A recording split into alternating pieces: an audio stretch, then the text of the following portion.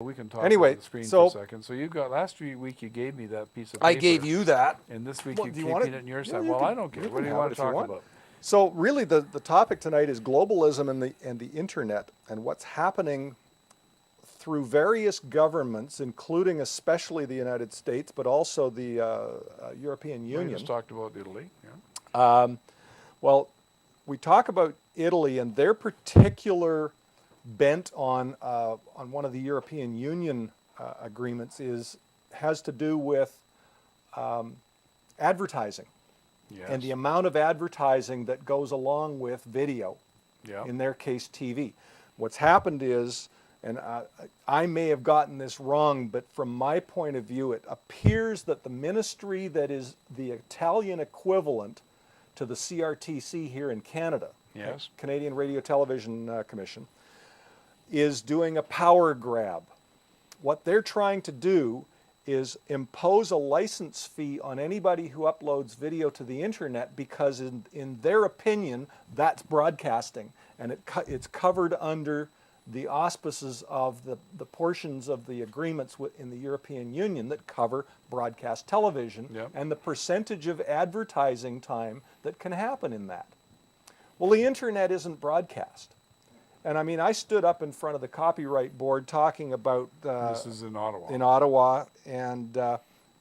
and talking about exactly this back in 2001, 2002, I think it was, talking about the blank media levy and the fact that the CRTC was trying to claim the internet as one of their purviews, but the internet isn't broadcast. What we're doing is not broadcast. Broadcast has to do with throwing something in the air and maybe somebody out there will catch it. Here, you as a viewer have to make an explicit connection to get what we're doing. And it's a two-way connection. It's It's more not than a just one-way. pushing a button on a radio. That's more than just And pushing a there's- button and on a there's radio. no- It's more than just tuning into a channel, and it's not dealing with a scarce commodity. Because Or there's scarce- no limit to number of There's channels. no limit to the number of channels. There's no limit to, or no effective limit. IPv4, yeah, there's a limit. Okay, IPv6, we can have a new channel for every single molecule in the universe, it seems. But the point is that it's not broadcast. If anything, it is a multiple point-to-point. It's my machine here to your machine there, and my machine here to your machine there. But anybody else who wants to hook up has to ask me in order to hook up. Now, I've allowed it. And we can stop if we wanted to. Yep. We could easily make We this can turn password somebody off. protected. With a broadcast, you can't turn a reception off. With the internet, I can turn the reception off at at my end, so you can't see what I'm doing. Yep. It's not the same as a broadcast. But, as I said, and I mean, you talked earlier about California being short of money, and so what they're doing is they're jacking up all of the costs Well, and but things like this. you Well, just- we have. The CRTC wants to make sure that they've still got a job next year, and the Italian broadcast regulator wants to have, get more money in, so they want to license everybody. And then they're blaming it on the European Union. And That's what Gary Govan was just talking about That's right. in my business, where if you're going to file more than 10 tax returns in all these states, they want a license. they want you to be licensed, and New York Yep. wants $100 for the license, and Yep. California wants $800. It's cost for it. recovery. We talked about LLCs with Gary, but we forgot to mention that California, for instance, just wants $800 a year just for the existence of your LLC, Yeah. and the rest of the states Doesn't matter don't. whether you do even a lick of business or have If anything you income. have one, you got to file Yep, pay yep. $800 a year just Yep. to have it alive. And it used to be, well, if you have one, it's going to cost you $800 just for me to do the income tax for it, even if you got zero. And you could have a New York LLC and be operating in California. You got to pay California the $800 because you have an LLC. Now, what are we doing? Mitchell's Turn it just off. stuck or something out here. Just ignore it. Well, yeah, it was right out of the audio. Oh, okay. All right, that's fine. Just don't let me forget it. It's my cell phone. Yes, which is a whole other story too. So again, we'll step back a half a step and say, all right, so there was all of this history up to the point where we were starting to share files, and this was Usenet News. There was the binary file sharing on there, and it still exists, but it's on the internet now. It's no longer dialing, from one machine to another and actually passing the files along. It's a central store that each ISP typically has their own central store. There's several of them out there that'll do it for free and some that you pay for. But it's basically the same kind of thing. It is not peer-to-peer. That's a different thing. This is an older technology, file transfer between multiple computers. But that started the problem that the publishers are getting upset with, and this is the sharing of files.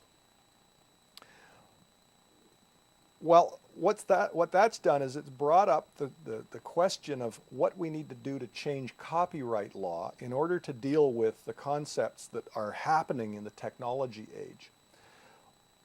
The publishers are looking at the fact that millions of people are, quote, sharing millions of files, and they think that they should get their $1.50 or $2 per copy of all of those millions of files.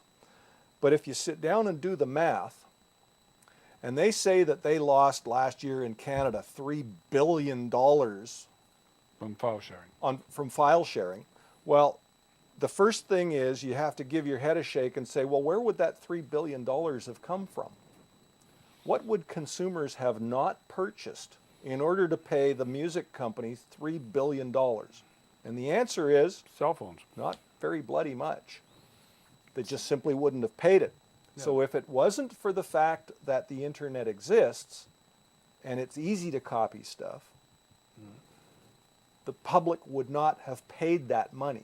They Well, would is it not fair have to decided to make those copies for themselves. So why are they making the copies? What is it that they're actually doing with those copies? Okay? Because you and I know, we both know, we're short of time. We don't have time to sit and listen to 10,000 pieces of music that might be on my computer. I don't have them on my computer, but some people do. I had a terabyte hard drive sitting there last week and compared it to an 80 megabyte that cost us $3,000, a 5 1/4 inch full height 80 megabyte hard drive that cost us $300 versus a terabyte, 1,000 gigabyte hard drive that cost me $83. So the cost of data storage is so much lower. It's ridiculously low. If I had to pay for paper to make a copy of a book, for every page of a book, I wouldn't do it. But the fact is, I can do it. Instead of making a copy of that book so that I can read the first chapter and decide whether or not I want that book to buy, I'd go down to the library and borrow it maybe. Or I'd go to the bookstore and I'd thumb So then through you a get it copy. free. Go to the library and get it free. Or I'd go to the bookstore and I would thumb through a copy of it if it wasn't shrink wrapped and, And to be sure, you can go down to North Vancouver Public Library and get all sorts of movies. absolutely Because free. they loan That's out right. VHS tapes and That's movies right. and CDs. Same thing with CDs, music, books. There's a lending library. This is part of our culture. It's part of the way that we deal with makers of media. Okay, whether it's paper media, print media, pictures, video, audio, anything. This is part of the balance of copyright. Is that there is a library system. There is a way of going and deciding, for instance, whether or not you want to own a particular And to book. be sure, the libraries now pay a fee that goes to authors Yes. of regular books. So Yep. my income tax book, for instance, doesn't get any fee.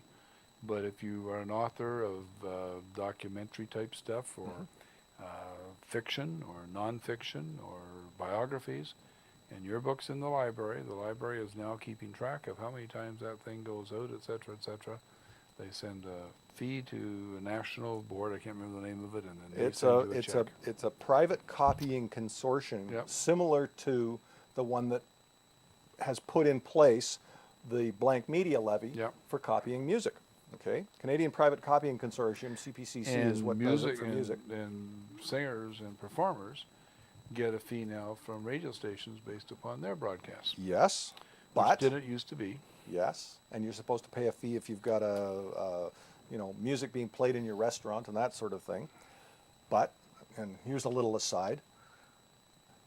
The music publishers in Canada are being sued for billions because they haven't paid that fee to the author, to the artists. Oh, they haven't passed it on, They huh? haven't passed it on. Well, you and I both know a singer who just collected a major amount of money, Yep. something in the tens of thousands of dollars from somebody who was playing Fast their and music- loose with their the- yeah. music, and Yep. so it happens. That was a private individual, not Yep. who acted as a publisher. Yep.